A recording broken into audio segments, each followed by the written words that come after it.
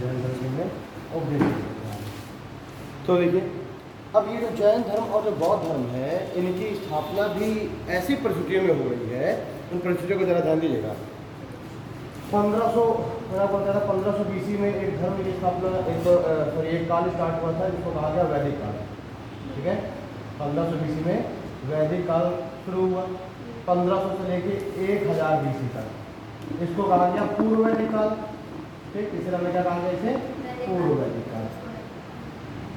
ठीक, और फिर 1000 BC से 600 BC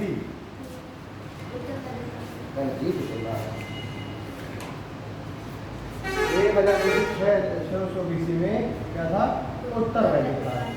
अब जो उत्तर वैदिक काल है, इसमें जो कर्मकांड है ना, जो इसमें वर्ण व्यवस्था है, ये बिल्कुल अपने चरम पर पहुंच गई थी। ठीक है, 1000 BC उत्तर वैदिक काल में स्त्रियों की स्थिति भी समाज में बहुत खराब हो गई थी। स्त्रियों की स्थिति खराब हो गई। साथ ही साथ इसमें वर्ण व्यवस्था ये भी अपने बिल्कुल चरम पर पहुंच गई थी। वर्ण व्यवस्था को विभेद, ठीक, कर्मकांड वगैरह ये अपने चरम पर पहुंच गए थे।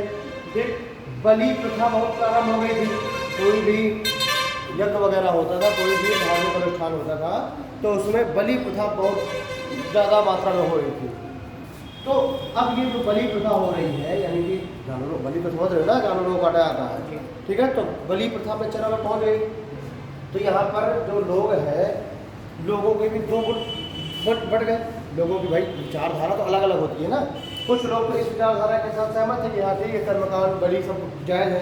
कुछ लोग इसके विरोधी हो गए, है ना। वो कहते हैं कि जो धार्मिक कार्य है, इनमें ये कर्मकांड और ये जो बलि प्रथा है, ये सही नहीं है। तो वो क्या है कि वो जो है यहाँ पर वो क्या होने लगे, वो इस बलि प्रथा के अगेंस्ट होने लगे। और ऐसे ही लोगों में से एक थे गौतम बुद्ध और एक हो गया महावीर स्वामी, जिन्होंने एक ऐसे धर्म की स्थापना की जिसमें कर्मकांड, बलि प्रथा, वर्ण व्यवस्था, स्त्रियों की स्थिति, ये सब क्या हो, ये सब ना हो। ठीक है, तो आप देखें, चाहे आप अब ये समय देखिए 600 BC का समय है ना, और यही समय है 600 BC के समथिंग का 583 BC जब गौतम बुद्ध का जन्म हो रहा है। और गौतम बुद्ध एक नए धर्म की नींव डाल रहे हैं, बौद्ध धर्म की। हाँ सॉरी, 563 में। ठीक, उसी तरीके से भी जैन महावीर स्वामी आ जा रहे हैं, उसमें क्या हो गया, जैन धर्म आ गया। तो आप एक चीज़ देखिए कि चाहे बौद्ध धर्म हो और चाहे जैन धर्म हो, इन दोनों ही धर्मों की जो आइडियोलॉजी है वो क्या है, वो यही है, अहिंसा का विरोध करना। क्या है, अहिंसा का विरोध कर रहा हूँ, हिंसा का विरोध कर रहा है, अहिंसा। ठीक है, कर्मकांड का विरोध करना, मूर्ति पूजा का विरोध करना, आडंबर का विरोध करना, स्त्रियों की स्थिति को मेंटेन करना, बराबर करना, वर्ण व्यवस्था का विरोध करना, यानी समाज में एक तरीके से समानता लाना। ठीक, तो चाहे जैन धर्म चाहे बौद्ध धर्म, दोनों की ही आइडियोलॉजी यही थी। तो आप परिस्थितियाँ देखिए कि इस समय की जो परिस्थितियाँ उत्पन्न हो रही थी, उन्हीं परिस्थितियों के कारण ही जैन धर्म बौद्ध धर्म की स्थापना हुई। ठीक है, तो हम अब बात कर रहे हैं उपदेश, जैन धर्म के उपदेश। लिखिए, जैन धर्म उपदेश लिखिए। देखिए, वैदिक काल में मोक्ष प्राप्ति के मार्ग को, वैदिक काल में मोक्ष प्राप्ति के मार्ग को बहुत जटिल बना दिया गया था। वैदिक काल में मोक्ष प्राप्ति के मार्ग को बहुत जटिल बना दिया गया था। Full stop. महावीर स्वामी ने मोक्ष की प्राप्ति के लिए, महावीर स्वामी ने मोक्ष की प्राप्ति के लिए 3 साधन बताए। महावीर स्वामी ने मोक्ष की प्राप्ति के लिए 3 साधन बताए, जिसे जैन धर्म में त्रिरत्न के नाम से जाना जाता है। जिन्हें जैन धर्म में त्रिरत्न के नाम से जाना जाता है। त्रिरत्न का लिख लीजिए कौन से हैं। पहला सम्यक दर्शन, त्रिरत्न सम्यक दर्शन, जब पूछे आते हैं सम्यक दर्शन, सम्यक ज्ञान और सम्यक आचरण। ठीक है, तो ये बौद्ध धर्म के त्रिरत्न है, सम्यक ज्ञान, सम्यक दर्शन और सम्यक आचरण। यही क्या है, यही जैन धर्म की, अगर देखें यही जैन धर्म की आइडियोलॉजी। ठीक है, चलिए आगे देखिए। सम्यक ज्ञान का तात्पर्य, सम्यक ज्ञान का तात्पर्य वास्तविक ज्ञान से है। सम्यक ज्ञान का तात्पर्य वास्तविक ज्ञान से है, वास्तविक ज्ञान से है। ये वास्तविक ज्ञान 5 प्रकार के होते हैं। ये वास्तविक ज्ञान 5 प्रकार के होते हैं। पहला मति, वास्तविक ज्ञान पहला मति। मति का मतलब है, व्यास करके लिखे, इंद्रियों द्वारा प्राप्त ज्ञान। वास्तविक ज्ञान 5 प्रकार के होते हैं। पहला है मति, यह इंद्रियों द्वारा प्राप्त ज्ञान। दूसरा है अवधि, अवधि, ठीक है, धावे छोटे की मात्रा है अवधि। इसका मतलब है दिव्य ज्ञान। ठीक है, तीसरा है श्रुति, श्रुति, श्रुति में जैसे लिखा है सुनकर ज्ञान की प्राप्ति, सुनकर ज्ञान, हाँ, श्रुति में सुनकर ज्ञान की प्राप्ति। चौथा है मन पर्याय, मन लेकर के फिर वो 2 बुद्धि लगेगी, मन फिर पर्याय, मतलब मनोपर्याय बोलते हैं वैसे। ठीक है, बोलते हैं मनोपर्याय। देखिए, मनोपर्याय का मतलब दूसरे की मन की बात को जान लेना, दूसरे के मन की बात को जान लेना, दूसरों के मन की बात को जान लेना। ठीक है, और फिर अगला है कैवल्य, कैवल्य, इसमें इसका मतलब होता है सर्वश्रेष्ठ ज्ञान, कैवल्य। तो जैन धर्म में जब ज्ञान की प्राप्ति हो जाती है तो उसको कहा जाता है कैवल्य की प्राप्ति होती है। ठीक है, तो कैवल्य का मतलब है सर्वश्रेष्ठ ज्ञान।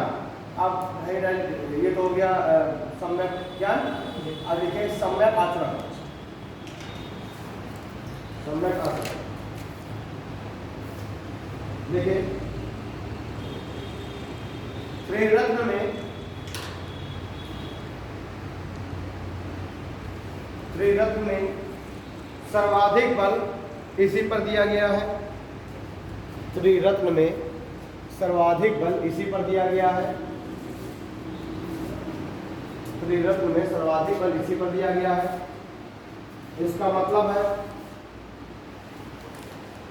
इसका मतलब है सुख दुख में समान आचरण करना। इसका मतलब है सुख दुख में समान आचरण करना। ठीक है, ठीक है। महावीर स्वामी के अनुसार, महावीर स्वामी के अनुसार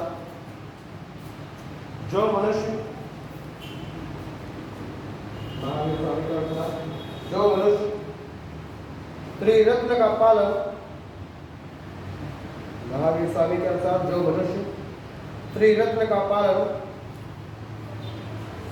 पंच महाव्रत, महावीर स्वामी के अनुसार जो व्यक्ति त्रिरत्न का पालन पंच महाव्रत, अपने में लिख दीजिए पंच महाव्रत का, ये भी जब पूछे आते हैं कि ज्ञान धर्म के अनुसार पंच महाव्रत कौन कौन से। जो व्यक्ति पंच महाव्रत ब्रैकेट में सत्य, अहिंसा, अपरिग्रह, अपरिग्रह, अस्तेय एवं ब्रह्मचर्य, कि जो व्यक्ति त्रिरत्न का पालन, अपरिग्रह, सत्य, अहिंसा, जो व्यक्ति त्रिरत्न का पालन पंच महाव्रत, सत्य, अहिंसा, अपरिग्रह, अस्तेय और ब्रह्मचर्य ब्रैकेट बंद के द्वारा करेगा, के द्वारा करेगा, उसे संवर एवं निर्जरा, उसे संवर एवं निर्जरा, संवर एवं निर्जरा के माध्यम से, संवर एवं निर्जरा के माध्यम से मोक्ष की प्राप्ति हो जाएगी। संवर एवं निर्जरा के माध्यम से मोक्ष की प्राप्ति हो जाएगी। ठीक।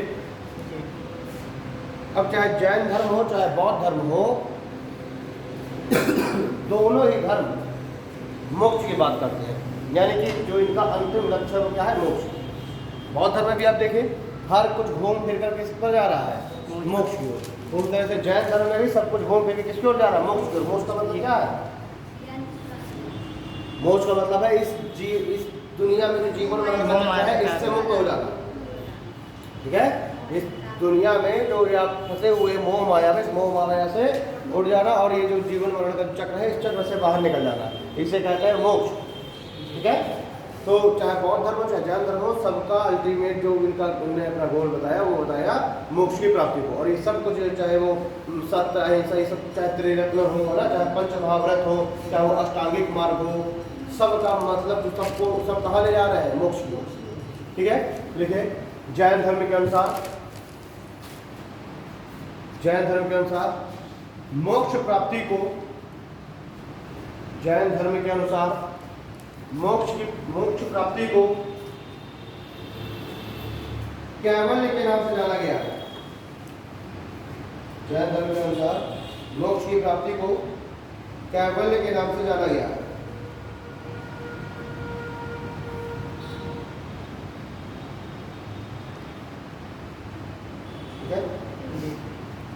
इसमें जो है दो तीन चीजें जैन धर्म बताई गई हैं, जैसे कि मैंने आपको बताया था निर्जरा है ना, इस तरीके से एक वर्ड है आश्रव, ये संवर, तो ये सब क्या होते हैं, है ना। तो इनको थोड़ा सा देख लेते हैं, संवर क्या है, ठीक है, निर्जरा क्या है, आश्रव क्या है। तो है डाल लीजिए आश्रव, डाल लीजिए आश्रव, आश्रव, ये आश्रम।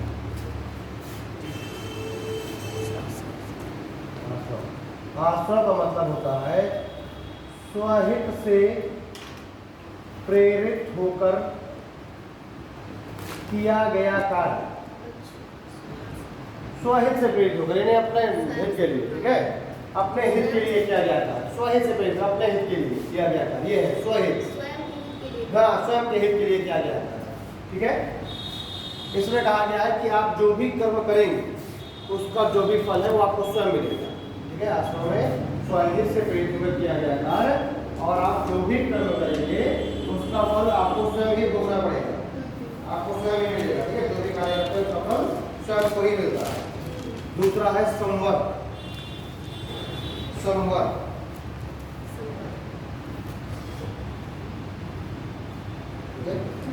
संवर का मतलब होता है कि जो भी कार्य आप करेंगे उसका फल आपको स्वयं न मिल करके दूसरों को मिलेगा, यानी कि समाज के हित के लिए किया गया कार्य।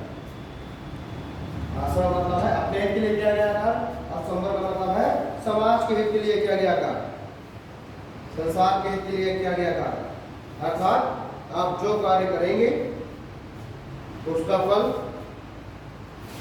जो भी कार्य करेंगे उसका फल स्वयं को न मिलकर, स्वयं को न मिलकर दूसरे को मिलता है।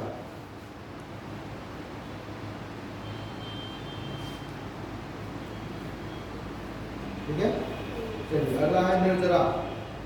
ये संवर का मतलब संसार के उत्थान के लिए किया गया है। ठीक है, अगला है निर्जरा। देखिए त्रिरत्न एवं पंच महाव्रत, त्रिरत्न एवं पंच महाव्रत का अनुसरण करते हुए, त्रिरत्न एवं पंच महाव्रत का अनुसरण करते हुए समाज की भलाई के लिए, त्रिरत्न एवं पंच महाव्रत का अनुसरण करते हुए समाज की भलाई के लिए कार्य करना, समाज की भलाई के लिए कार्य करना, जिससे जिससे पहले के संचित कार्य का जिससे पहले के संचित कार्य का ह्रास हो जाता है, जिससे पहले के संचित कार्य का ह्रास हो जाता है और अंत में ज्ञान ऑब्लिक करके कैवल्य ऑब्लिक मोक्ष की प्राप्ति होती है।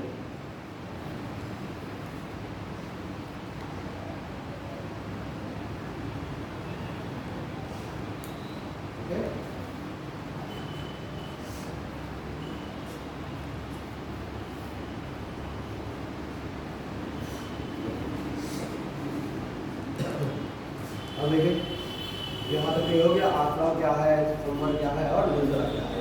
अब हम बात करते हैं कि जैन धर्म के कुछ प्रमुख सिद्धांत कौन कौन से जैन धर्म में प्रमुख सिद्धांत दिए हैं। ठीक है, ध्यान डालिए जैन धर्म में प्रमुख सिद्धांत।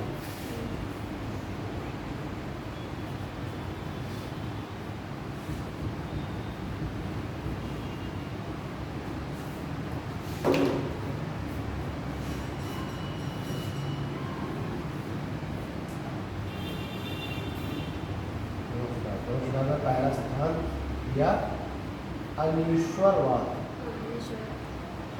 पहला सिद्धांत या अनीश्वरवाद। इसका मतलब क्या होता है? इसका मतलब है ईश्वर की सत्ता पर विश्वास न करना। ठीक है, बौद्ध धर्म भी अनीश्वरवादी धर्म है, जैन धर्म भी अनीश्वरवादी धर्म है। दोनों ही ईश्वर की सत्ता पर विश्वास नहीं करते।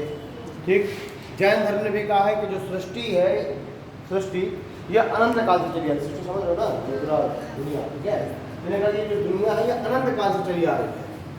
ठीक, तो इन्होंने कहा कि कोई भी ऐसी कोई शक्ति नहीं है जो इस दुनिया को चला रही है।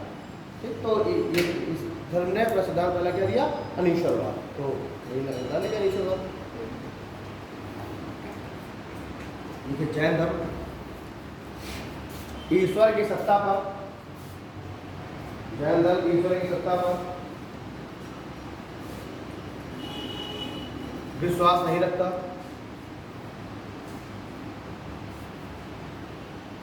ईश्वर की सत्ता पर विश्वास नहीं रखता। आगे लिखिए, जैन धर्म के अनुसार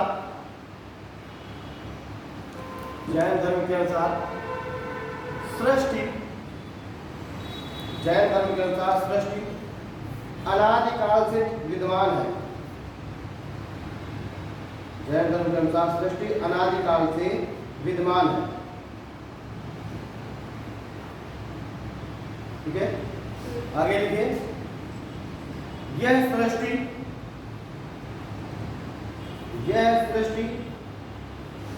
अनेक चक्रों से होकर गुजरी है।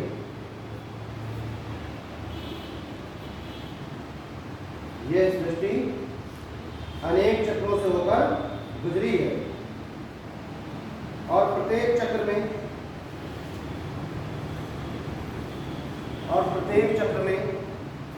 दो अवस्थाएं होती हैं।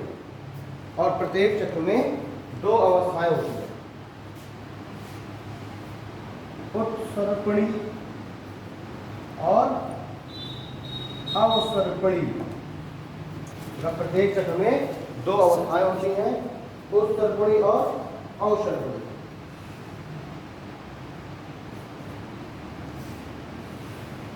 ठीक है, देखिए प्रत्येक चक्र में दो अवस्थाएं होती है, उत्सर्पणी और अवसर्पणी। देखिए प्रत्येक चक्र में 24 तीर्थंकर, इसे 24 तीर्थंकरों की मान्यता है। तो कहा कि जो ये सृष्टि है अनेक चक्रों से होकर गुजरी है और प्रत्येक चक्र में दो अवस्थाएं होती है। ठीक है, तो प्रत्येक चक्र में 24 तीर्थंकर, 63 श्लाका पुरुष, आधा सा बड़ा लाका, 63 श्लाका पुरुष, जिसे महान पुरुष कहा जाता है।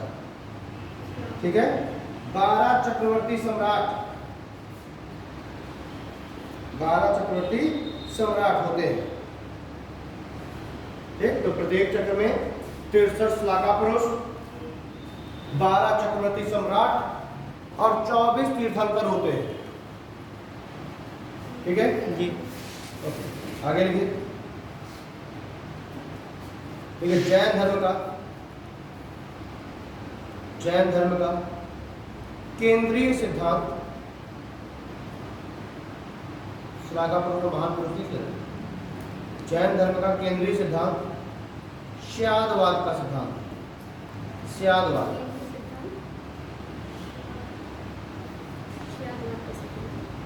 जैन धर्म का केंद्रीय सिद्धांत स्यादवाद, आधा सा फिर बड़ा या आधा, स्यादवाद का सिद्धांत है।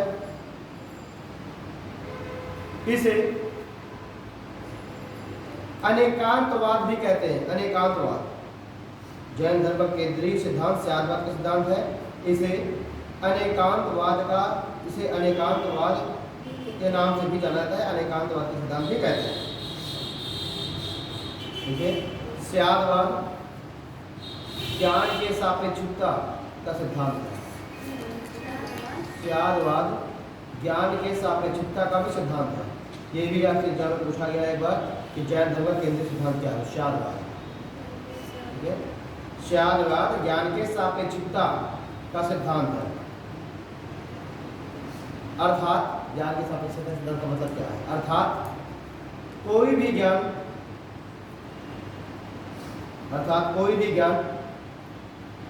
पूरी तरह से ना तो सत्य होता है, अर्थात कोई भी ज्ञान पूरी तरह से ना तो सत्य होता है और ना ही असत्य,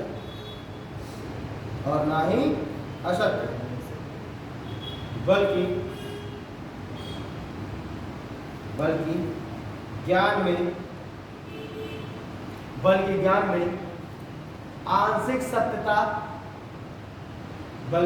में आंशिक सत्यता एवं असत्यता विद्यमान होती है।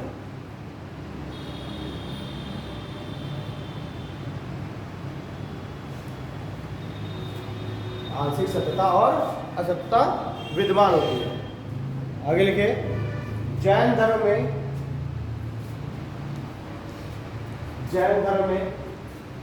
मोक्ष के सिद्धांत को माना गया है। जैन धर्म में मोक्ष को माना गया है, मोक्ष सिद्धांत को माना गया है और आत्मा की सत्ता, ईश्वर की सत्ता पर विश्वास नहीं किया गया, लेकिन आत्मा की सत्ता पर विश्वास किया गया है।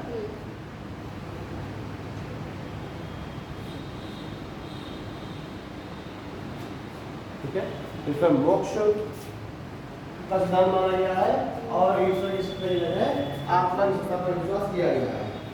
ठीक है, अब देखिए कि जो जैन धर्म है उस समय तो ठीक ठाक चला, लेकिन फिर इसका आखिर क्या कारण हुआ कि इसका डिक्लाइन होना चालू हो गया। आज हम देखें जैन धर्म बहुत ही कम बचा हुआ है। ठीक है, जैसे बौद्ध धर्म भारत से तो लगभग खत्म हो गया है ना, बाकी और जो हमारे आसपास के देश है वहाँ पर है बौद्ध धर्म, लेकिन जैन धर्म भी अगर देखें वो भी काफ़ी हद तक खत्म हो गया है, जबकि इतना पुराना धर्म, ठीक भाई 500 BC पहले का जन्म है, आज से लगभग 2700-2800 साल हो गए, लेकिन क्या कारण है कि उस समय जो धर्म इतना फल फूल रहा था और वो आज इतना कमजोर पड़ गया है ना, इतना लिमिटेड हो गया।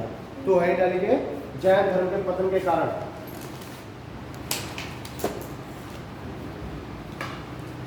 जैन धर्म के पतन के कारण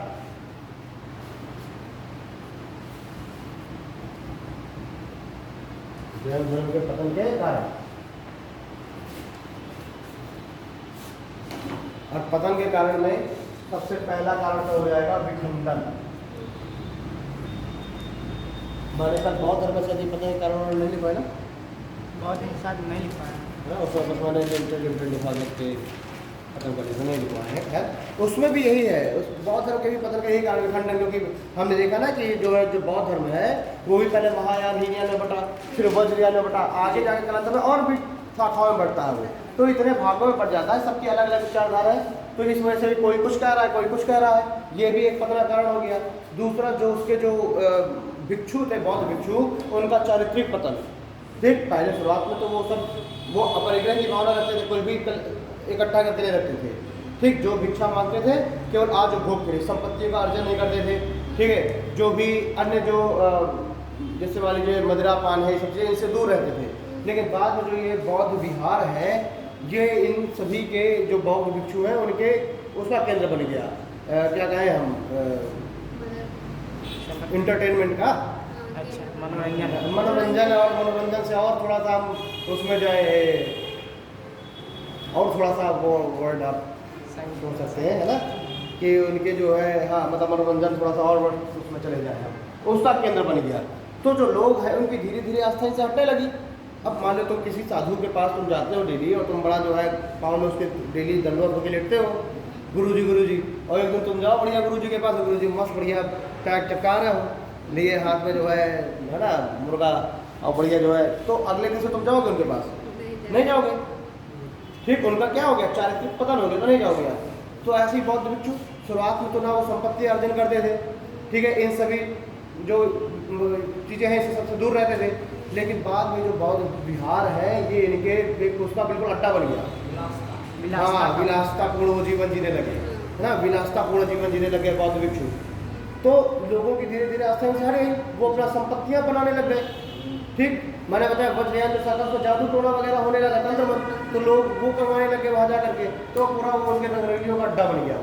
तो लोगों का धीरे धीरे जो है उनसे फेर हटना चालू हो गया। तो ये भी बौद्ध धर्म के समाप्त होने का बहुत बड़ा कारण था, उसके हाँ उसके जो है डिक्लाइन होने का, चारित्रिक पतन। ये दूसरा क्या था कि जो शासक वर्ग था, तो शुरुआत में जो शासक वर्ग जैसे अजातशत्रु, बिंबिसार, कालाशोक, उदयन, कृष्णजीत, अशोक, ये सब बौद्ध धर्म को संरक्षण दे रहे थे। लेकिन बाद में जो शासक है उन्होंने बौद्ध धर्म को संरक्षण देना बंद कर दिया, तो ये भी उसके एक पतन का कारण हो गया। ठीक, उसी तरीके से इसके ही पतन का कारण, पहला कारण वही हो गया विखंडन। जो जैन धर्म है इसमें भी हम देखेंगे कि भद्रबाहु, स्थूलभद्र, इनने जो है दिगंबर और श्वेतांबर में इसको दो भागों में बांट दिया। तो ये जब दिगंबर और श्वेतांबर दो भागों में बढ़ गया, तो उससे भी कुछ श्वेतांबर की तरफ साथ चले गए, कुछ दिगंबर में चले गए, तो उन दोनों की आइडियोलॉजी अलग अलग हो गई। ठीक, दूसरा इसके विखंडन, इसका जो है पतन का एक दूसरा कारण क्या है, पहला कारण विखंडन हो गया, पतन का दूसरा कारण क्या है, घोर अहिंसावादी। बौद्ध धर्म भी अहिंसावादी धर्म है, लेकिन ये घोर अहिंसावादी है। ठीक, बौद्ध धर्म तो ये कहता है कि जीव हत्या न करो, बलि न दो, ये तो कह रहा है कुछ भी ऐसा काम न करो जिससे कि किसी की भी मृत्यु होती है। तो इसने यहाँ तक इसने कृषि का भी विरोध किया। अब देखिए इसमें कृषि में कैसे जो है हिंसा हो रही है। आप हल चलाते हैं तो बहुत सारे जो कीड़े मकोड़े हैं जो जमीन के अंदर रह रहे हैं उनकी मृत्यु हो जाएगी। ठीक, तो इस तरीके से आप बहुत सारे पेस्टिसाइड डालेंगे, तो उस पेस्टिसाइड से बहुत सारे कीटों की मृत्यु होगी, है ना। तो ये जो है घोर अहिंसावादी है, घोर अहिंसावादी। अब घोर अहिंसावादी होना भी है ना, कहाँ तक आप घोर अहिंसावादी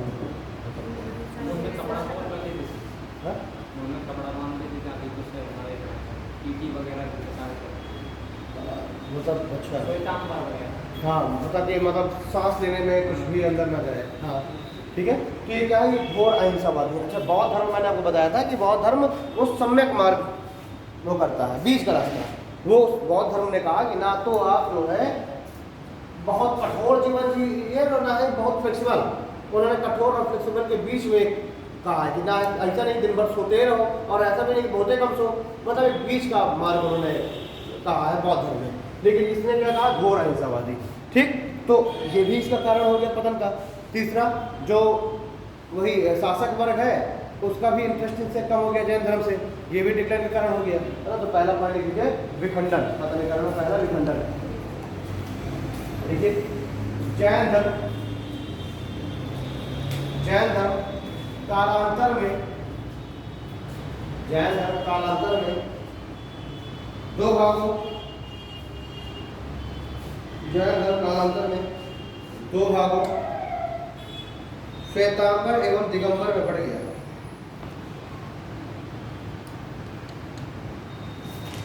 श्वेतांबर एवं दिगंबर में बढ़ गया। दूसरा ये घोर अहिंसावादी,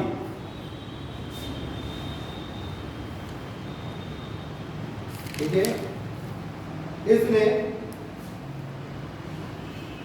युद्ध एवं कृषि दोनों को वर्जित माना।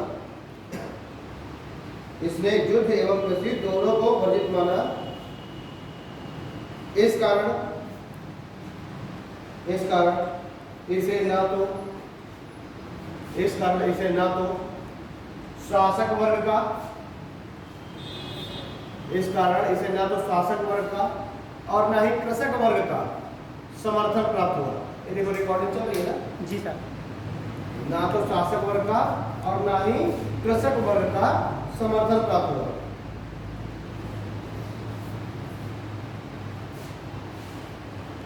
ठीक है, अगला लिखिए जाति प्रथा। जाति प्रथा, अब जब इस धर्म की जब स्थापना हुई थी तब तो इसने जाति प्रथा का विरोध किया था। इसके स्थापना के मुख्य जो आइडियोलॉजी थी वही यही थी कि जाति प्रथा का विरोध करना, सबको इक्वलिटी बनाए रखना।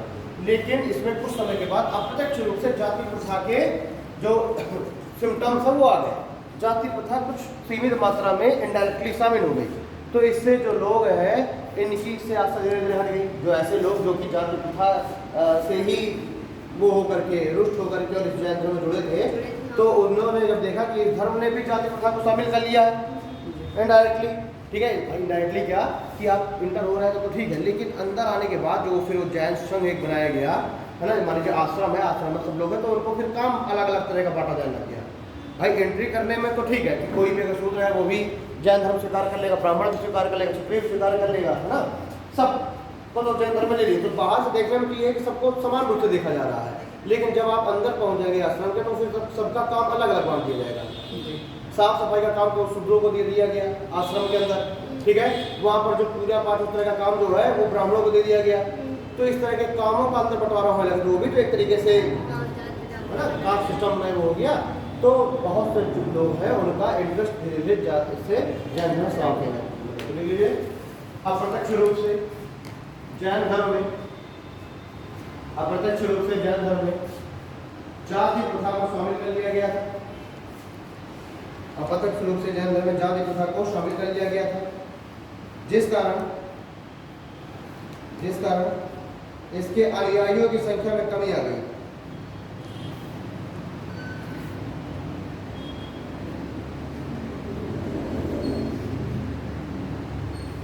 जिस कारण इसके अनुयायियों की संख्या में कमी आ गई। और चौथा लिख लीजिए कठोर व्रत।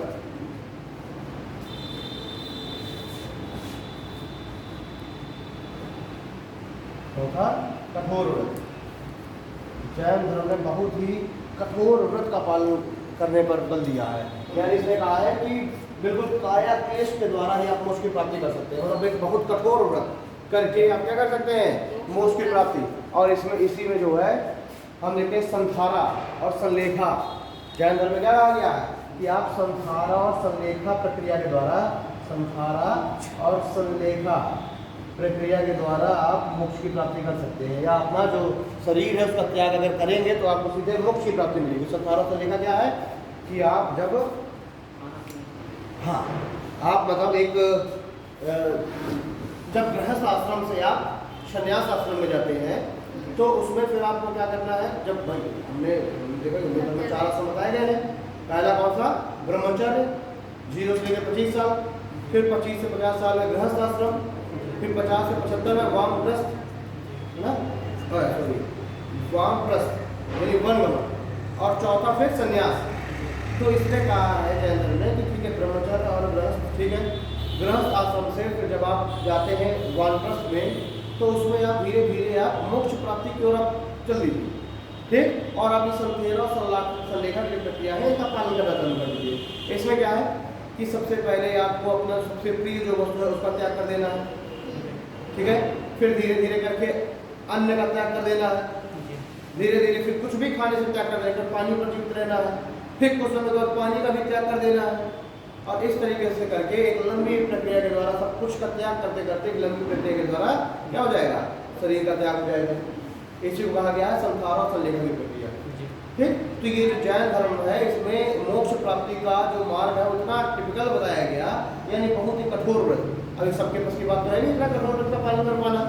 ठीक भाई, आदमी तो गया था वहाँ पर मोक्ष की प्राप्ति के लिए कि मैं जैन धर्म ज्वाइन करूँगा तो मुझे मोक्ष की प्राप्ति मिलेगी, लेकिन उसमें उन्होंने कहा ये मोक्ष की प्राप्ति का मार्ग ये है। ठीक, तो अब इतना कठोर मोक्ष की प्राप्ति का मार्ग है, लोगों ने इससे अच्छा तो जो है अपना ही वाला है। ठीक है, तो ये जो है कठोर ये मोक्ष की प्राप्ति के लिए काया क्लेश पर बल दिया गया और संथारा तथा संलेखा के द्वारा और संधारा तथा संलेखा के द्वारा देह का त्याग, संधारा तथा संलेखा के द्वारा देह का त्याग द्वारा मोक्ष की प्राप्ति बताया गया। संधारा तथा संलेखा के द्वारा देह त्याग करके मोक्ष की प्राप्ति बताया गया।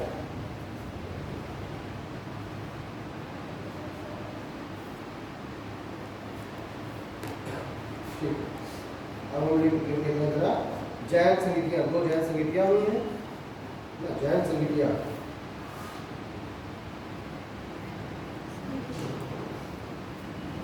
जैन संगीतियाँ, दो जैन संगीतियाँ हुई हैं।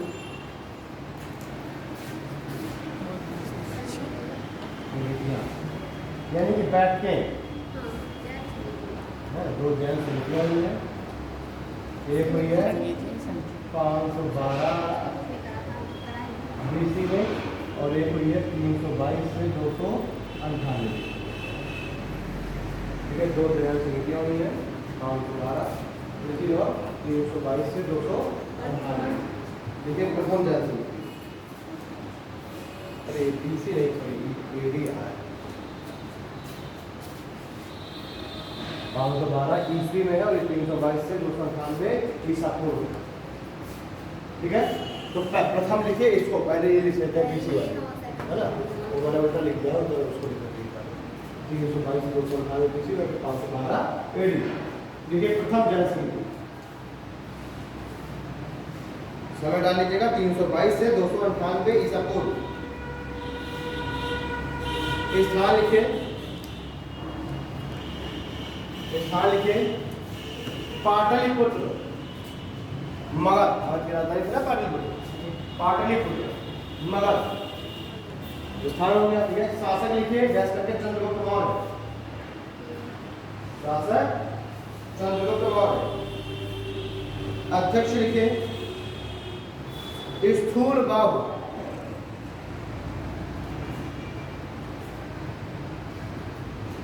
अध्यक्ष स्थूल बाहु। उपलब्धि में लिखिए जैन ग्रंथ के 12 अंगों का संकलन किया गया। जैन ग्रंथ के 12 अंगों का संकलन किया गया। पृष्ठ आप लगे लिखिए इसी जैन संगीत में जैन धर्म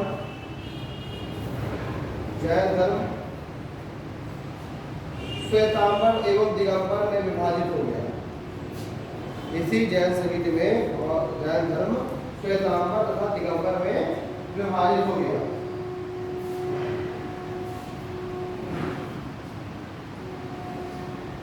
ठीक है, देखिए जैन ग्रंथों का सम्मिलित नाम, जैन ग्रंथों का सम्मिलित नाम आगम हो गया, आगम।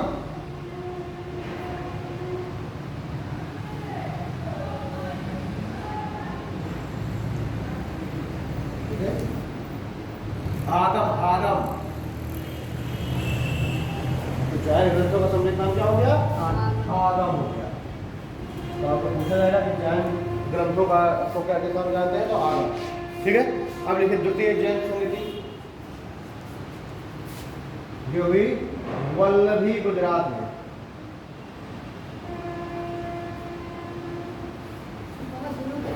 हाँ, दूसरी हुई वल्लभी गुजरात में। शासक लिखे गुप्त वंश के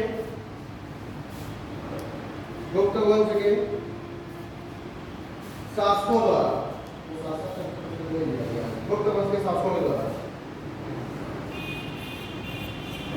गुप्त वंश के शासकों के द्वारा।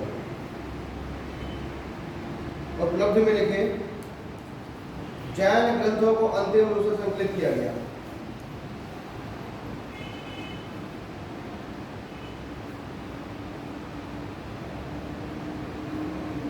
क्या सर एक बार और जैन ग्रंथों को अंतिम रूप से संकलित किया गया।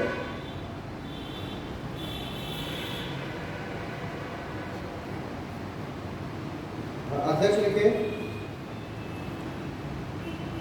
देवर्षि श्रवण, देवर्षि क्षमा श्रवण, देवर्षि क्षमा श्रवण, ये अध्यक्ष थे। देवर्षि क्षमा श्रवण, एक ही नाम है ना हाँ? एक ही नाम है ना देवर्षि क्षमा श्रवण। हाँ हाँ उन्हीं का नाम है देवर्षि, देवर्षि का टाइटल हो गया और क्षमा श्रवण का नाम हो गया।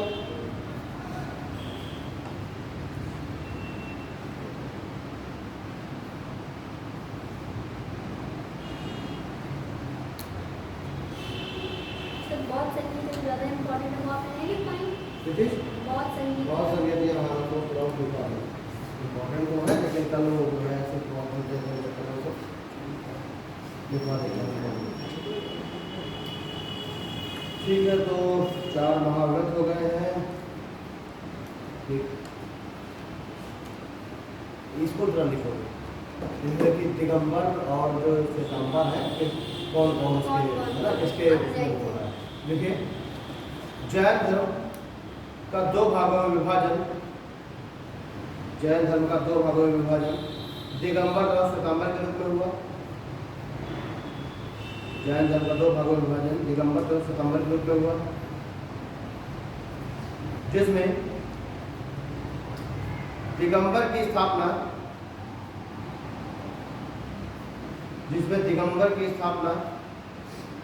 भद्रबाहु ने की, जिसमें दिगंबर की स्थापना भद्रबाहु ने की तथा इन्होंने वस्त्रों का त्याग कर दिया,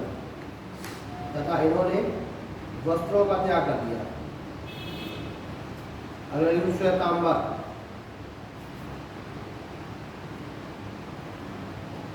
देखिए श्वेतांबर की स्थापना स्थूल बाहु ने की, तथा सफेद वस्त्र धारण किए,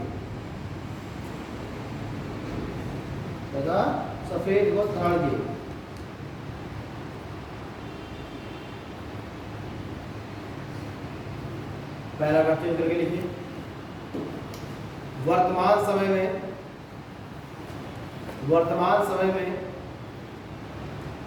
जैन धर्म को मानने वाले महाराष्ट्र, गुजरात तथा राजस्थान में ही सीमित है। वर्तमान में जैन धर्म को मानने वाले गुजरात, महाराष्ट्र तथा राजस्थान में ही सीमित है। देखिए, प्रमुख तीर्थ स्थल,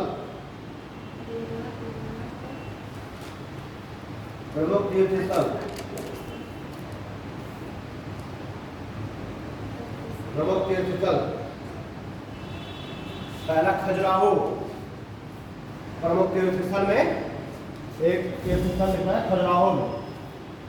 खजुराहो में जो इनका टेम्पल है उसका नाम है पार्श्वनाथ मंदिर। खजुराहो है भाई जी सर। ठीक है, खजुराहो में पास जो वेस्टर्न ग्रुप ऑफ टेम्पल्स जो है वहीं पर है पार्श्वनाथ मंदिर। ठीक है, तो पहला कौन सा है? खजुराहो पार्श्वनाथ मंदिर, जैनों का सबसे बड़ा मंदिर, पार्श्वनाथ मंदिर जैनों का सबसे बड़ा मंदिर। ठीक है, और इसमें जो महावीर स्वामी है उनको दिगंबर रूप में दिखाया गया है, श्वेतांबर रूप में नहीं दिखाया गया, दिगंबर रूप में। ठीक, दिगंबर का मतलब क्या है? वस्त्रों का त्याग। तो इसमें जो महावीर स्वामी है उनको किस रूप में दिखाया गया है? दिगंबर रूप में। ठीक है, अगला लिखिए वैशाली, अगला स्थान है वैशाली। महावीर का जन्म स्थल, वैशाली के लिए महत्वपूर्ण है महावीर का जन्म स्थल। एक तो खजुराहो हो जाएगा इनका तीर्थ स्थल, दूसरा वैशाली हो जाएगा क्योंकि महावीर स्वामी का जन्म स्थल है, तीसरा पावापुरी, महावीर स्वामी के निर्वाण स्थल।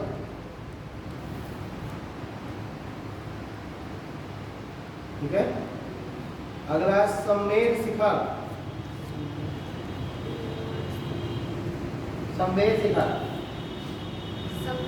संवेद माँ है आदामा फिर बुरा माँ एक माता का समेत शिखर। लेकिन जैन मान्यताओं के अनुसार ये स्थल जैन मान्यताओं के अनुसार यह स्थल कई तीर्थंकरों का निर्माण स्थल है। जैन मान्यताओं के अनुसार यह स्थल कई जैन तीर्थंकरों का निर्माण स्थल है।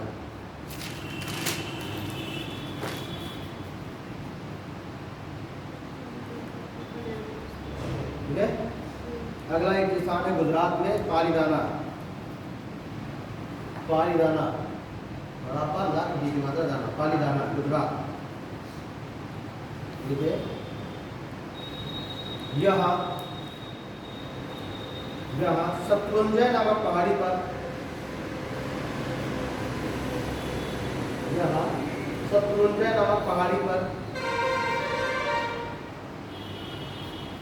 जैनों के 863 मंदिर। यहाँ शत्रुंजय नामक पहाड़ी पर जैनों के 863 मंदिर हैं।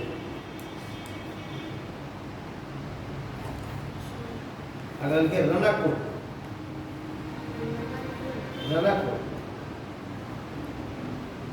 राजस्थान, ठीक है। और अगला लिखिए दिलवाड़ा का जैन मंदिर माउंट आबू राजस्थान। रनकपुर भी राजस्थान में है। दिलवाड़ा जैन मंदिर माउंट आबू राजस्थान। यह सफेद संगमरमर से बने मंदिर है।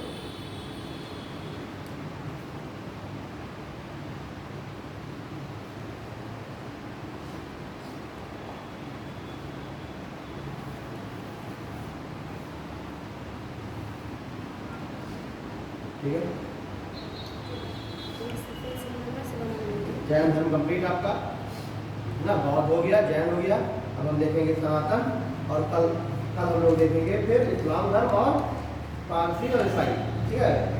तो सनातन कंप्लीट कर लेते हैं कल, इस्लाम, ईसाई और पारसी 3 धर्म कल बचेंगे, तो हमारे जो धर्म है वो कंप्लीट हो जाएंगे। ओके। वही डरे सनातन धर्म।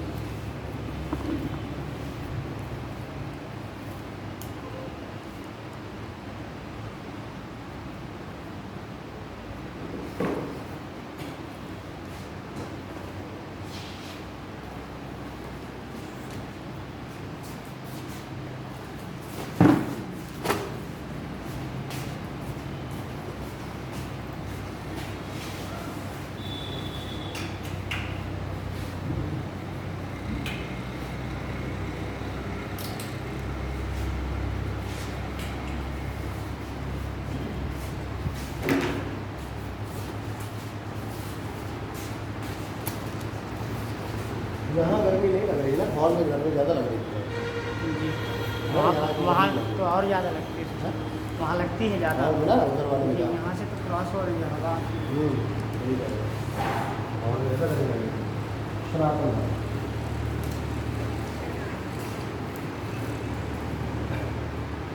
अब ये सनातन धर्म है, वर्तमान का जो हिंदू धर्म है, वर्तमान का हिंदू धर्म ही क्या था? वर्तमान का हिंदू धर्म ही सनातन धर्म। वर्तमान का हिंदू धर्म ही क्या था पहले? सनातन धर्म। और जो सनातन धर्म है इसका जो विकास हुआ ये हुआ गुप्त काल में। ठीक, सनातन धर्म का विकास कब हुआ? गुप्त काल में। सनातन को सबसे पुराना माना जाता है, जो अभी भी बिल्कुल एक बड़े उसमें चल रहा है। लेकिन जो हिस्टोरियंस ने जो कहा है कि जो सनातन धर्म है भी अपना वर्तमान रूप में जो आया, सनातन धर्म जो एक वर्तमान स्वरूप में आया वो आया गुप्त काल में। इसका यानी कि विकास बहुत तेजी के साथ हुआ। ठीक। अब सनातन धर्म गुप्त काल में इसमें 5 जो धर्म है उनका समावेशन हो गया। देखिए क्यों सबसे पुराना है, 5 धर्मों का समावेशन हो गया। सैंधव धर्म, ठीक है, वैष्णव धर्म, सैंधव धर्म, वैष्णव धर्म, उसके बाद आपका हो गया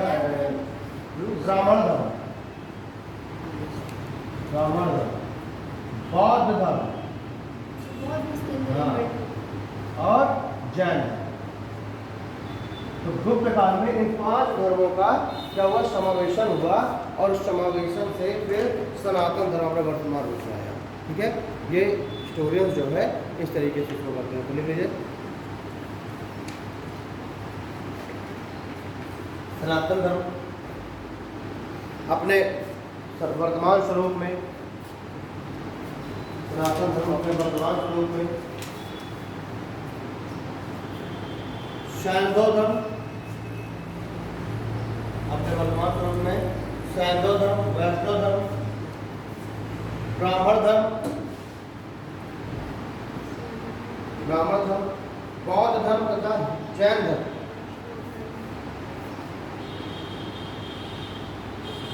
बौद्ध धर्म तथा जैन धर्म के विलय से बना। अभी देखिए वर्तमान में प्रचलित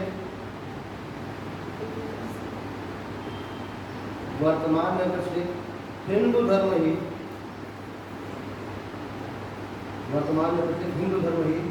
वास्तव में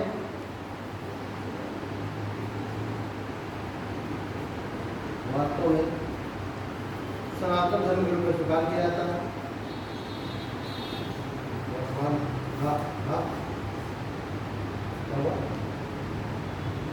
ये आएगा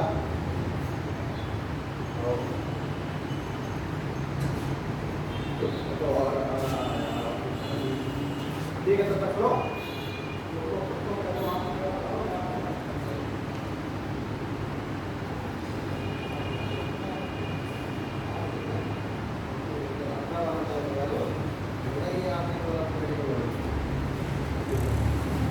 ठीक है, तो वर्तमान में हिंदू धर्म इस सनातन धर्म के रूप में स्वीकार किया जाता है। ठीक है, आगे लिखे सनातन धर्म का उदय। सनातन धर्म का उदय गुप्त काल की विशेषता है। सनातन धर्म का उदय गुप्त काल की विशेषता है।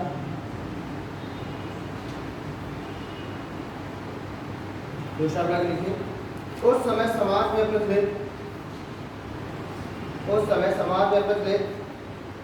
प्रमुख धर्मों की मान्यताओं को विभिन्न धर्मों की मान्यताओं को मिश्रित करके प्रमुख धर्मों की मान्यताओं को मिश्रित करके एक नवीन धर्म का प्रतिपादन किया गया।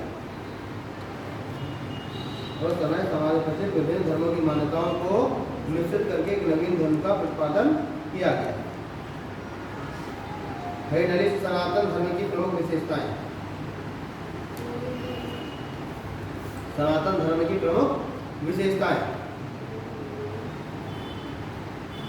सनातन धर्म की प्रमुख विशेषताएं लिखिए। हिंदू धर्म के अंतर्गत, तो यही सनातन धर्म नहीं क्या हिंदू धर्म आ गया। ठीक है, तो हिंदू धर्म के अंतर्गत जीवन के 4 लक्ष्यों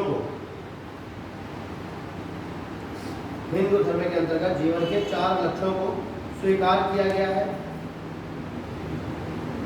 हिंदू धर्म के अंतर्गत जीवन के 4 लक्ष्यों को स्वीकार किया गया है, जिन्हें 4 पुरुषार्थ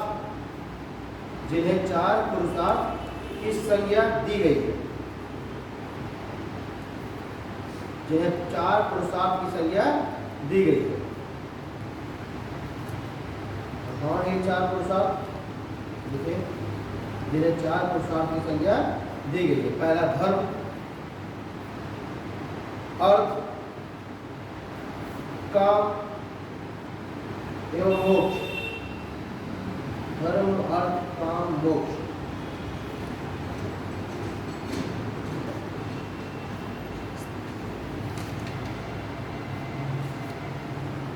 धर्म, अर्थ, काम, मोक्ष। ठीक है, धर्म का मतलब देखिए, धर्म इसका तात्पर्य कर्तव्यों के पालन से। इसका तात्पर्य कर्तव्यों के पालन से। दूसरा अर्थ,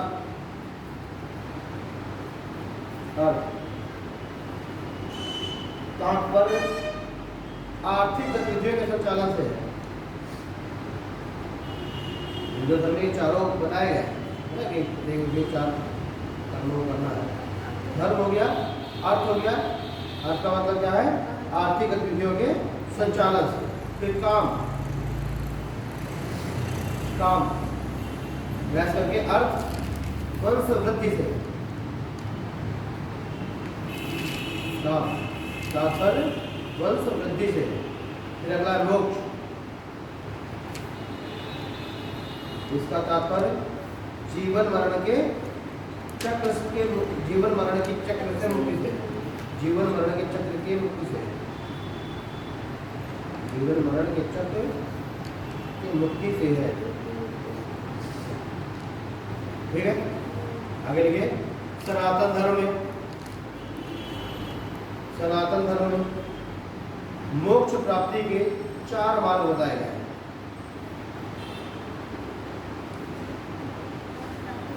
सनातन धर्म में मोक्ष प्राप्ति के 4 मार्ग बताए गए हैं।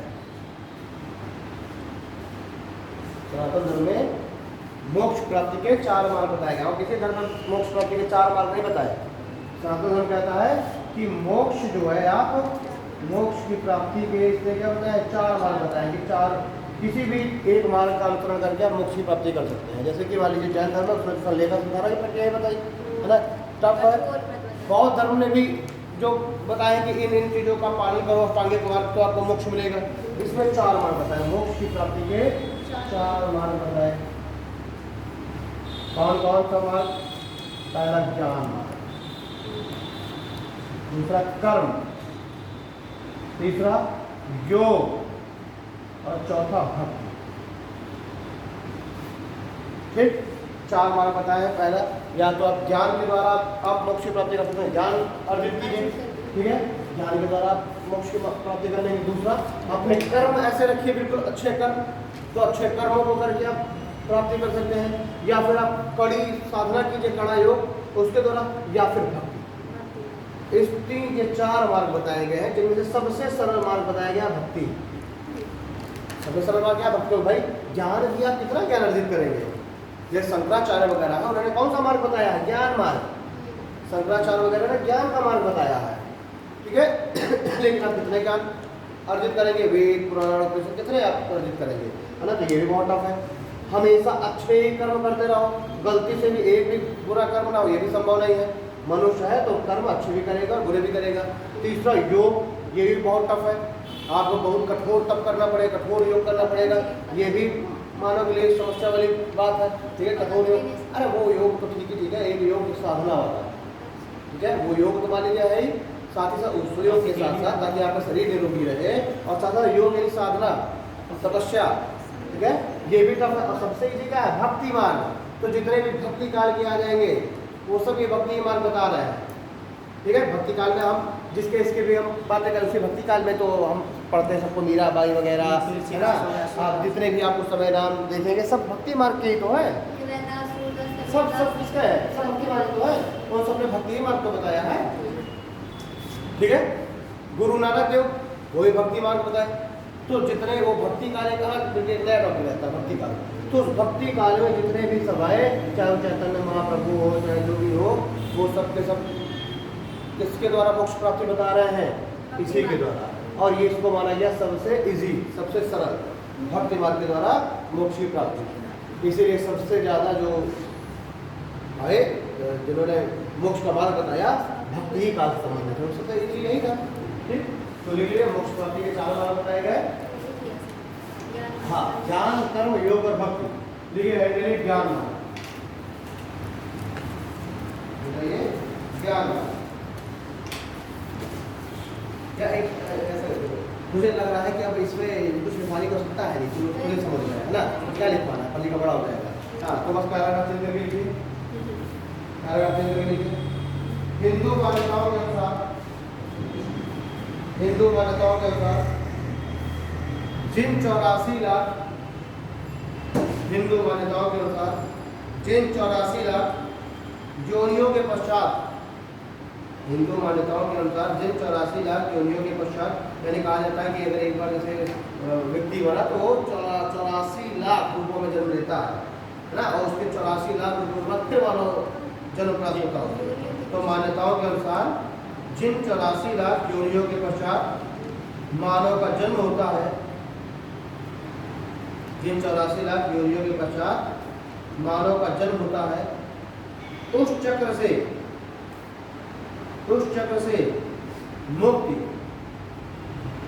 से मुक्ति इन्हीं मार्गों के द्वारा प्राप्त हो सकती है।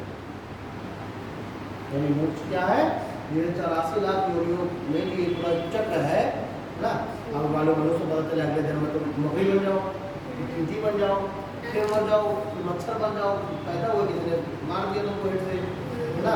फिर अगले जन्म में तुम कुत्ता बन गए, ठीक है, उन्होंने गाड़ी चढ़ा दिया। फिर अगले जन्म में तुम मुर्गा बन गए, तो कोई जो काट के खा गया। फिर अगले जन्म में बकरा बन गए, तो फिर तुम्हारी बलि चढ़ गई, है ना।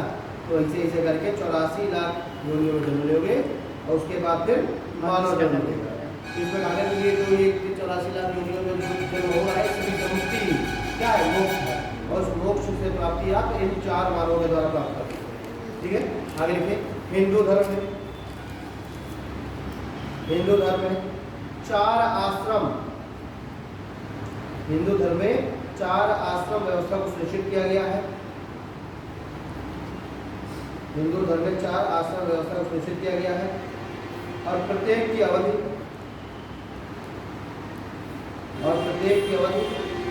25 वर्ष है।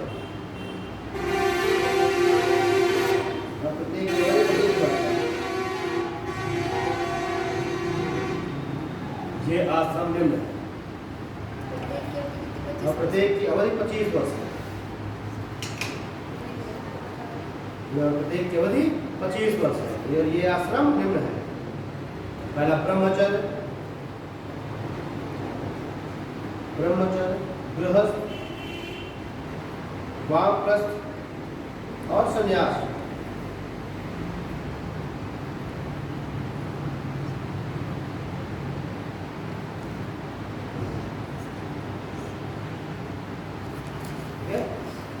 के अंतर्गत हिंदू धर्म में 4 आश्रम बताए गए हैं और चारों आश्रम की अवधि कितनी है? 25 वर्ष। तो 4 आश्रम इसमें बता दिए गए। चारों आश्रम की अवधि 25 वर्ष। कौन कौन सा? ब्रह्मचर्य,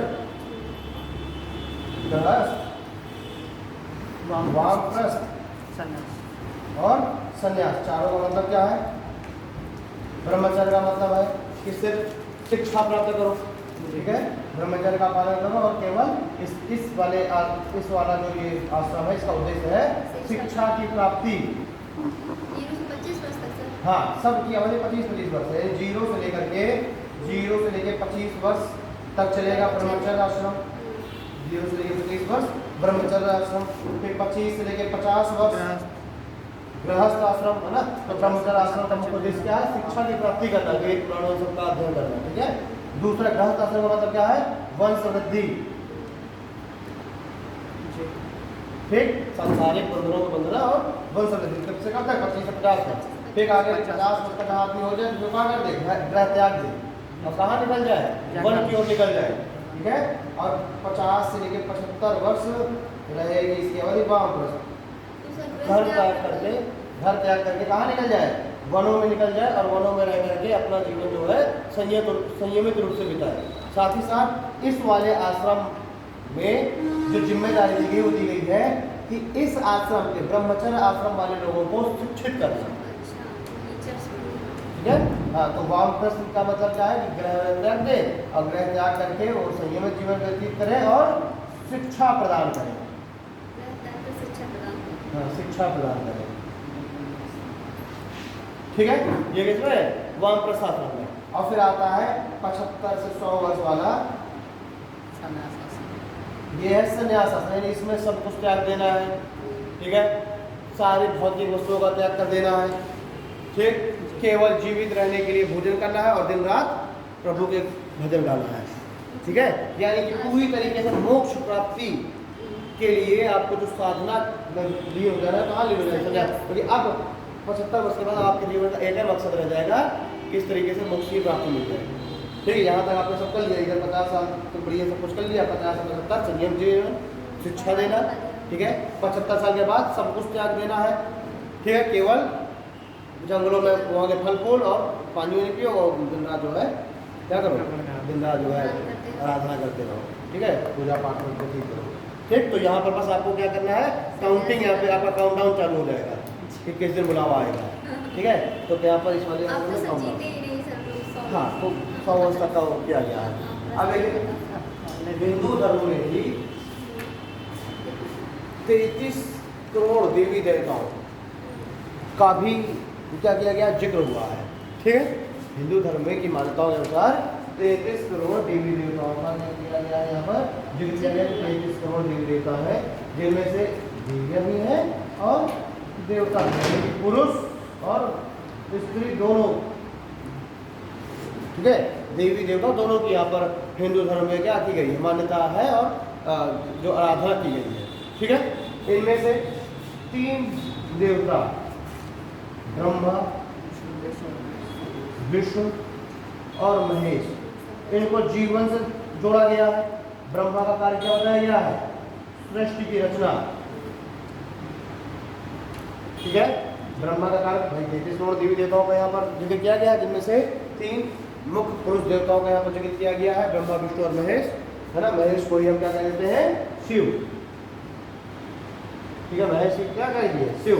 तो ब्रह्मा का मतलब है सृष्टि की रचना करना, विष्णु का मतलब है सृष्टि का पालन करना, सृष्टि का पालन पोषण, सृष्टि का पालन पोषण किसका कार्य है, विष्णु का।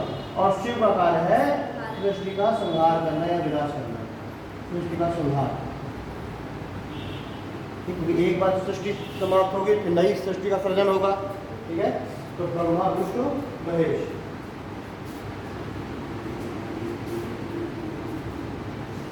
तो सृष्टिकर्ता के रूप में किसको बताया गया है, ब्रह्मा को, पालनकर्ता के रूप में विष्णु को और संहारकर्ता के रूप में शिव को, ठीक। इस प्रकार हम देखते हैं कि हिंदू धर्म के अंतर्गत, इस प्रकार हम देखते हैं कि हिंदू धर्म के अंतर्गत बहुदेववाद की कल्पना की गई है, बहुदेववाद की कल्पना की गई है।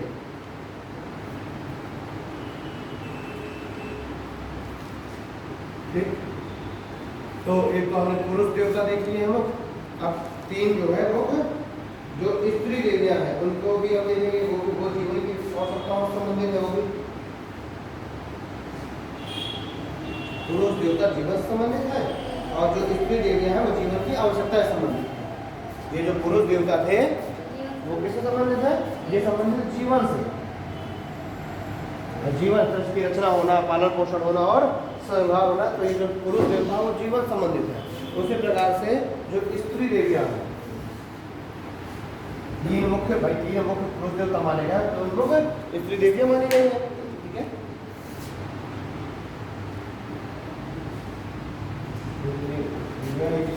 जीवन की आवश्यकता है।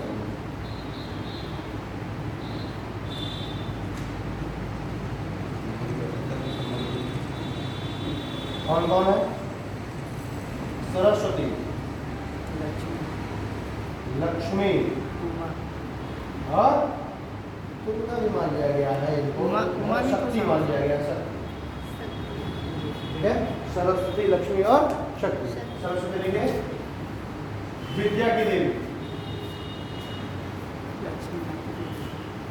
सरस्वती विद्या की देवी है, ज्ञान की देवी, ठीक है। लक्ष्मी धन की देवी, शक्ति को ये दुर्गा भी मिलता है, शक्ति ही दुर्गा है, ठीक है। ज्ञान की देवी, धन की देवी, भाई ज्ञान बहुत आवश्यक है, दूसरा सृष्टि या लोगों को अपना जीवन निर्वाह करना है तो धन बहुत जरूरी है। और तीसरा शक्ति यानी दुर्गा, इसको कहा गया बल की देवी, बल या शक्ति ना, बल या शक्ति की देवी। तो कभी तुमने देखा है कि लक्ष्मी ने किसी राक्षस का संहार किया नहीं, क्योंकि वो धन की देवी है, ठीक है। संहार को किसको दिखाया गया है, दुर्गा को, दुर्गा या शक्ति को। हाँ देखिए हिंदू धर्म के अंदर, हिंदू धर्म के अंदर स्त्री तथा पुरुष, हिंदू धर्म के अंदर स्त्री तथा पुरुष दोनों के अर्धनारीश्वर, दोनों के अर्धनारीश्वर रूप की कल्पना की गई है। हिंदू धर्म के अंदर स्त्री तथा पुरुष दोनों के अर्धनारीश्वर रूप की कल्पना की गई है और बताया जाता है कि इसी रूप में देवता संपूर्ण होते हैं।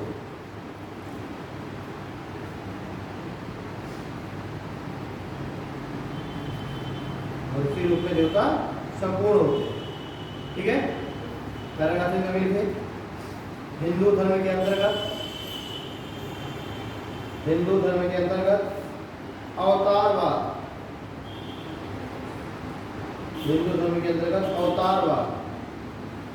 की संकल्पना की गई है।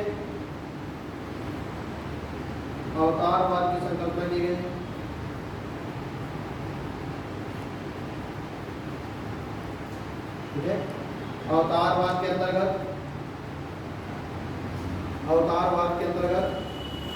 देवताओं के मानव रूप की भी कल्पना की गई है।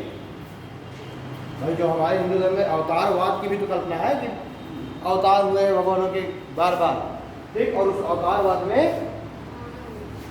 देवताओं के मानव रूप की भी कल्पना की गई है। ठीक है,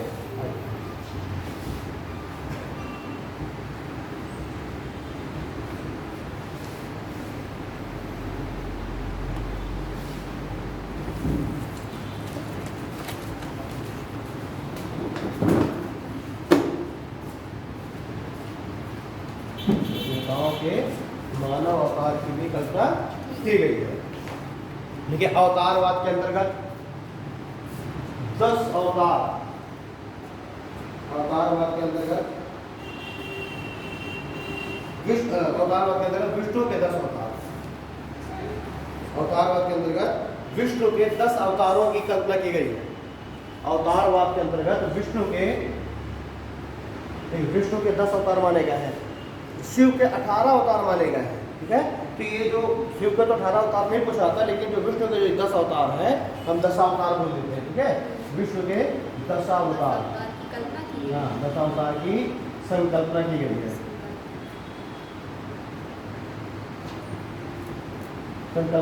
है। तो विष्णु के जो 10 अवतार हैं इसको हम देखें, ठीक, कौन कौन से आते हैं।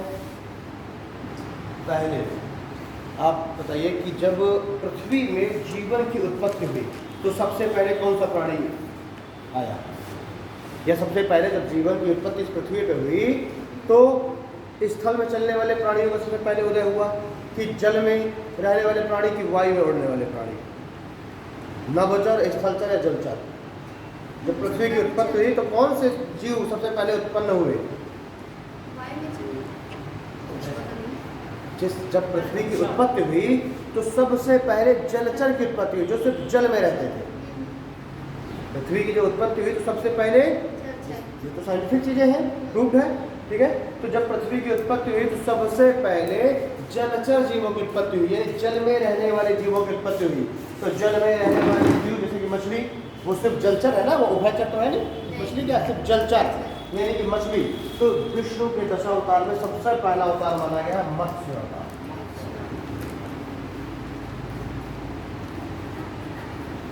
क्रोनोलॉजी समझना बिल्कुल, क्रोनोलॉजी। पृथ्वी की जब उत्पत्ति हुई तो सबसे पहले जलचर, जो जल में रहता है जीव, ठीक है, सिर्फ जल में रहे, ठीक, तो विष्णु का सबसे पहला अवतार कौन सा माना गया, मत्स्य अवतार। ठीक है, जलचर के बाद फिर जो जीव है वो जल से निकल करके स्थल में भी आ गए, यानी कि ऐसे जीवों की उत्पत्ति हुई जो जल और स्थल दोनों में रह सकते थे। ठीक है, जल में वो रहते थे लेकिन वो स्थल में भी आते थे। ठीक है, उभयचर हो गए। तो उन उभयचर जीवों, पहले सबसे पहले जलचर जीवों की उत्पत्ति हुई, ऐसा वैज्ञानिकों ने बताया हुआ है, तो मत्स्य अवतार हो गए। फिर दूसरे नंबर पर ऐसे जीवों उत्पत्ति, यानी वही जो जलचर, जल में जो रहने वाले जीव थे ना, उन्हीं में से कुछ जो जीव हैं उनमें क्या हो गया, उनमें एक तरीके से क्या कहते हैं उसका, उनके जीन्स वगैरह तो ऐसे डेवलप हो गए, है ना, जैसे बोलते हैं म्यूटेशन, है ना, उन जीवों, कुछ ऐसे जीव थे जल में रहने वाले जिनमें म्यूटेशन हुआ और वो अब जल से निकल करके बाहर स्थल में भी आना चालू हो गए। स्थल में रहते थे फिर वापस जल में चले आते थे। तो ऐसे जीव कौन हो गए, उभयचर। जैसे कि क्या होता है, मगरमच्छ होता है, कछुआ होता है ना। तो दूसरा जो अवतार है कौन माने गए, कच्छप अवतार। कच्छप होता है, कच्छप बोला जाता है कछुए को। यही बना, हाँ। कच्छप किसको बोला जाता था? कच्छप किसको बोला था संस्कृत में? कछुआ को, ठीक है। तो दूसरा अवतार किसको माना गया? कच्छप अवतार। सबसे अलग अलग सबसे कहानियाँ भी हैं सबसे प्रचलित। जैसे मत्स्य अवतार है, इसकी कहानी क्या है कि जब सृष्टि पूरी डूब रही थी तो मनु ने एक नाव में सारे जो स्पीसीज हैं, है ना, हर तरह की हाँ, जाते हैं। वनस्पतियाँ, हर तरह के जीव एक एक, है ना, और मनु था और मनु की पत्नी, ठीक है, इन सभी को एक नाव में रखा और क्या होने की प्रलय आनी थी, यानी पूरी पृथ्वी को जलमग्न हो जाना था। तो फिर इन्होंने विष्णु को स्मरण किया और जब वो नाव को लेकर के उस समुद्र में उतरे, क्योंकि पूरी पृथ्वी को जलमग्न होना था। मैंने क्या बताया कि हर कुछ समय में सृष्टि का विनाश होना है जी। और विनाश करता कौन? शिव। फिर उसके बाद नई सृष्टि स्वयं करेंगे ब्रह्मा और विष्णु उसका पालन पोषण करेंगे। विष्णु का काम क्या है? उसको संभालना, ठीक है। तो पूरी सृष्टि का प्रलय होना था, तो फिर मनु को जिम्मेदारी दी गई कि तुमको इस जीवन को, मतलब अब सब मर जाएंगे तो फिर कहाँ से उत्पत्ति होगी, ठीक। तो कहा गया कि एक नाव में हर एक स्पीसीज की एक एक वो रखो सैंपल, ठीक है। और फिर उसके बाद पूरी प्रलय में पूरी पृथ्वी खत्म हो जाएगी और फिर ब्रह्मा नई सृष्टि सृजन करेंगे और फिर जो है तुमको वापस से आना है, ये सारी स्पीसीज फिर से फलने फूलने लगेगी, ठीक। तो ये जो नाव लेकर के अपना सब कुछ रख करके समुद्र में उतरे, जब प्रलय आनी चालू हो गई तो नाव डूबने लगी। तो फिर विष्णु जो है मत्स्य अवतार में आए और उस नाव को क्या दिए? सहारा दिए, उस नाव को डूबने से बचाए और उस नाव को किसी किनारे पे ले गए। ये क्या है? माइथोलॉजी हम लोग देखते हैं, कहानियाँ हैं, ठीक। बस कच्छप अवतार इससे क्या संबंधित कहानी है? समुद्र मंथन हुआ, ठीक है। पर्वत को बनाया गया वो मथानी और शेषनाग बन गए रस्सी। हम लोग दही मथते हैं ना, दही मथा कि नहीं का मथा कभी देखा भी नहीं? दही मथते मथा है सर, हमारे घर में भी है। दही मथा, दही को पहले जमाया गया, दूध को दही, और फिर दही को मथा जाता है तो उसमें मलाई किनारे होने लगती है, ठीक है। मलाई कहाँ आ जाती है? ऊपर आने लगती है। जब मथते रहेंगे तो मलाई ऊपर आने लगेगी, उसी मलाई को निकाल किनारे रख दिया जाता है और फिर उसी को पका के घी बन जाता है, वही मलाई, ठीक है। तो उसको क्या किया था? मथा जाता है। गाँव में जो घी बनता है उसी से बनता है, तो बढ़िया वही घी होता है। जो हम लोग यहाँ खाते हैं वो सब दूध को पका के उसकी मलाई निकाल लेते हैं, उसको जो पका के घी बनाते हैं तो वो टेस्ट क्रीम नहीं वाला है, सही नहीं है। वो टेस्ट नहीं है। जो टेस्ट आता है मथे वाले में, ठीक है। तो अब समुद्र का क्या करना था? मंथन कर रहा था। और जब समुद्र मंथन किया जाए तो जैसे दूध का मंथन करने से मलाई ऊपर आ जाती है, उस तरीके से समुद्र मंथन करने में उसमें भाई हमारा जो समुद्र है उसमें भी तो बहुत सारी चीज़ें हैं, समुद्र में भी बहुत सारी चीज़ें हैं। तो समुद्र के गर्भ से बहुत सारी चीज़ें निकलेंगी। ऐसा जो है भविष्यवाणी की गई थी कि समुद्र मथिए, उससे बहुत सारी चीज़ें निकलेंगी जिससे सृष्टि का कल्याण होगा। तो अब इतना बड़ा समुद्र मथने के लिए बड़ी मथानी चाहिए। तो बड़ी मथानी के रूप में मथानी जो बीच में इसी से होती है, तो उसके रूप में रखा गया पर्वत को। पर्वत कौन सा पर्वत है यार? मैनाक पर्वत, हाँ मैनाक पर्वत है, हाँ मैनाकी पर्वत है ना। और रस्सी चाहिए बड़ी सी, तो रस्सी कौन बन गया? शेषनाग, ठीक। अब एक तरफ देवता एक तरफ असुर, एक तरफ असुर, दोनों ने समुद्र मंथन किया। अब जब समुद्र मंथन किया तो वो जो पर्वत था वो डूबने लगा, समुद्र में पर्वत क्या हो गया? डूबने लगा। तो फिर विष्णु भगवान को याद किया गया, उन्होंने क्या किया? कछुए का अवतार लिया और उस डूबते हुए जो पर्वत है उसके नीचे से हो गए और उसको क्या करें? सपोर्ट दे दिए, ठीक। अपने से उसको सपोर्ट दिया, उसको समुद्र उसको मथा दिया, फिर है ना। उससे फिर बहुत सारी चीज़ें निकली, उसी से निकला ऐरावत, उसी से निकली लक्ष्मी, उसी से निकला जहर। अब जब जहर निकला तो जहर कौन ले? भाई लक्ष्मी निकली तो उसके पीछे सब भागे, लक्ष्मी चाहिए। ऐरावत निकला तो उसके पीछे सब भागे, ऐरावत क्या था? हाथी, जो बाद में इंद्र को मिला, ठीक है। उसी से फिर निकला अमृत, मतलब पहले उससे निकला विष, ठीक है, पहले निकला विष। अब विष देख करके सब अब कौन ले विष? समझ तो ये ना, जहर कौन ले? जब जहर कौन ले तो फिर किसको बुलाया गया? शिव को। शिव ने फिर क्या किया? शिव ने उस जहर को किया और अपने गले में ही उसको रोक लिया। अंदर लेके जाते है ना, तो अंदर तो ले जा नहीं सकते उसको, जहर को क्या कर लिया? अपने गले में रोक लिया। जब तुम्हें सांप काटता है तो तुम्हारा शरीर कैसा पड़ जाता है? नीला, ठीक है। तो फिर जो है उन्होंने जहर को पी लिया और जहर को अपने गले में ही रोक लिया, तो उनका गला कैसा हो गया? नीला। तो उनका नाम क्या पड़ गया? शिव का नीलकंठ, गला पड़ गया नीला और उनका नाम क्या पड़ गया? नीलकंठ, ठीक है। फिर उसके बाद फिर समुद्र मथा गया तो क्या निकला? अमृत। अब अमृत निकला, सब में भगदड़ मच गई, देवता कह रहा हमें चाहिए, असुर कह रहा हमें चाहिए, ठीक। तो फिर विष्णु को याद किया गया। फिर विष्णु किस रूप में आए? मोहिनी के रूप में। मैंने अभी दिखाया ना कि इसमें देवता में अर्धनारीश्वर की भी संकल्पना की गई है, ठीक है, और उसी को संपूर्ण रूप माना गया है।